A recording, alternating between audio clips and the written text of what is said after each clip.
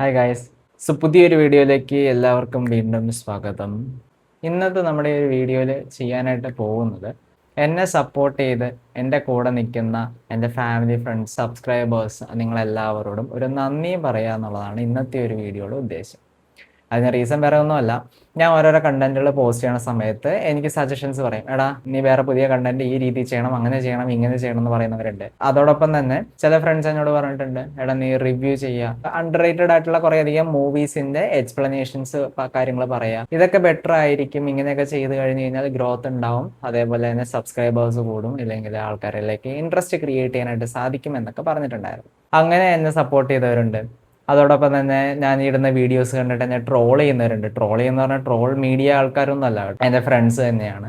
So അങ്ങനെ troll ചെയ്യുമ്പോൾ തന്നെ ചില സന്തോഷം, ഓക്കെ ഇവരിപ്പോൾ ട്രോൾ ചെയ്യുന്നുണ്ട്, നല്ലതായിരിക്കാം, ചിലപ്പോൾ അവർ എൻജോയ് ചെയ്തിട്ടുണ്ടാവാം.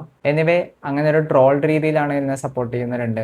നീ എല്ലാ ദിവസവും വീഡിയോസ് പോസ്റ്റ് ചെയ്യണം എന്നൊക്കെ പറഞ്ഞവരുണ്ട്. പക്ഷെ എല്ലാ ദിവസവും നമുക്ക് പോസ്റ്റ് ചെയ്യാനായിട്ട് സാധിക്കാറില്ല. കാരണം വീഡിയോസ് എടുക്കാനുള്ള ഏക ഒരു ടൈം കിട്ടുന്നതെന്ന് പറഞ്ഞു കഴിഞ്ഞാൽ ഞായറാഴ്ചകളിലാണ് പൊതുവെ കിട്ടുന്നുണ്ടാവുക. അതുകൊണ്ട് തന്നെ എല്ലാ ഞായറാഴ്ചയും പുതിയ പുതിയ കണ്ടന്റുകൾ പോസ്റ്റ് ചെയ്യാമെന്നുള്ളതായിരുന്നു ഞാൻ തുടങ്ങിയപ്പോൾ വിചാരിച്ചത്. അത് ഞാൻ ഈ ഒരു നിമിഷം വരെ അതങ്ങനെ തന്നെയാണ് ചെയ്തിട്ടുള്ളത്.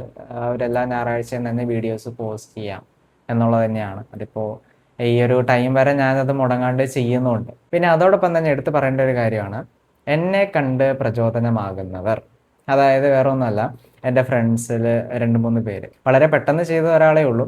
ഞാനിപ്പോൾ യൂട്യൂബ് ചാനൽ സ്റ്റാർട്ട് ചെയ്തിട്ടുണ്ട്, കണ്ടന്റ് പോസ്റ്റ് ചെയ്യുന്നുണ്ട്. അപ്പോൾ ഈ വീഡിയോസും കണ്ടന്റ്സുകളും കാര്യങ്ങളെല്ലാം കണ്ടിട്ട് അവൻ എന്ത് ചെയ്തു, എടാ അപ്പം നീ സ്റ്റാർട്ട് ചെയ്യുവാണെങ്കിൽ എന്നാൽ ഞാനും സ്റ്റാർട്ട് ചെയ്യാം, എൻ്റെ കയ്യിൽ ഇതേപോലെ ക്യാമറയും അതേപോലെ തന്നെ മൈക്കും കാര്യങ്ങളൊക്കെ തന്നെയാണ്, ഞാനും സ്റ്റാർട്ട് ചെയ്യാമെന്ന് അവൻ എന്നോട് പറഞ്ഞു. ഓക്കെ, സ്റ്റാർട്ട് ചെയ്തു. അവൻ്റെ ഫ്രണ്ട് അവനോട് പറഞ്ഞു, എടാ നീ സ്റ്റാർട്ട് ചെയ്തിട്ടുണ്ടെങ്കിൽ എന്നാൽ ഞാനും യൂട്യൂബ് ചാനലിൽ കണ്ടന്റ് ക്രിയേഷൻ സ്റ്റാർട്ട് ചെയ്യാമെന്ന് പറഞ്ഞിട്ടുണ്ട്. അതായത് എൻ്റെ ഫ്രണ്ടിന് ഒരു കണ്ടന്റ് ക്രിയേഷൻ ഫീൽഡിലേട്ടൊക്കെ വരാനും അതോടൊപ്പം തന്നെ വീഡിയോസുകൾ പോസ്റ്റ് ചെയ്യാനുള്ള ഒരു പ്രചോദനം ഒരു പക്ഷേ എന്നിൽ നിന്ന് കിട്ടിയിട്ടുണ്ടാവാം.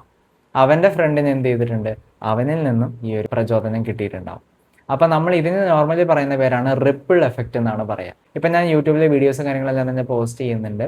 ഇങ്ങനെ പോസ്റ്റ് ചെയ്യുന്ന സമയത്ത് എൻ്റെ ഫ്രണ്ട്സ്, ഫാമിലി മെമ്പേഴ്സ് ഇവർക്കൊക്കെ ചിലപ്പോൾ തോന്നുമായിരിക്കും, ഓക്കെ ബേസിൽ യൂട്യൂബ് ചാനൽ സ്റ്റാർട്ട് ചെയ്തല്ലേ, എന്നാൽ പിന്നെ എനിക്കും എന്തുകൊണ്ട് സ്റ്റാർട്ട് ചെയ്തുകൂടാ എന്ന് ചിന്തിക്കുന്നവരുണ്ട്. സോ എനിവേ, എന്നെ കണ്ടിട്ടെന്നല്ല, ഇതേപോലുള്ള കണ്ടന്റ് ക്രിയേഷൻ എനിക്ക് അറിയാവുന്ന ഒരാൾ വേറെ ആൾ ചെയ്യുന്ന കണ്ടാലും എനിക്ക് തോന്നും, ഓക്കെ അവൻ സ്റ്റാർട്ട് ചെയ്തു, എന്നാൽ എനിക്കും സ്റ്റാർട്ട് ചെയ്ത് കൂടെ എന്ന് ഞാൻ ചിന്തിക്കും.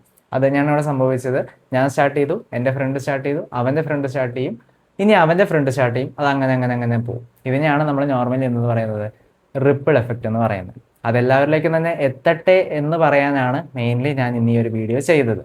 അതിപ്പോൾ ഏത് സ്കില്ലായിക്കോട്ടെ, ഏതൊരു മേഖലകളിലും ഇതേപോലെ മറ്റൊരാൾ ചെയ്യുന്ന ആക്ഷൻ എന്ത് ചെയ്യും, മറ്റൊരാൾക്ക് പ്രചോദനമാകുന്ന രീതിയിലേക്ക് മാറുന്നുണ്ട്. വളരെ നല്ല കാര്യം തന്നെയാണ്.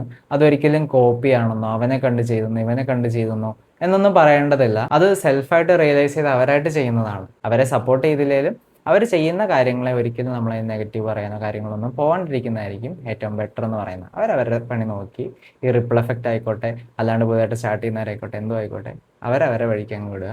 അത് സക്സസ് ആവേണ്ടതാണെങ്കിൽ സക്സസ് ആവും, ഫെയിലിയർ ആവേണ്ടതാണെങ്കിൽ ഫെയിലിയർ ആവും. സോ നമ്മുടെ വീഡിയോ ഇത്രയേ ഉള്ളൂ. പുതിയൊരു വീഡിയോയിൽ നമുക്ക് വീണ്ടും കാണാം.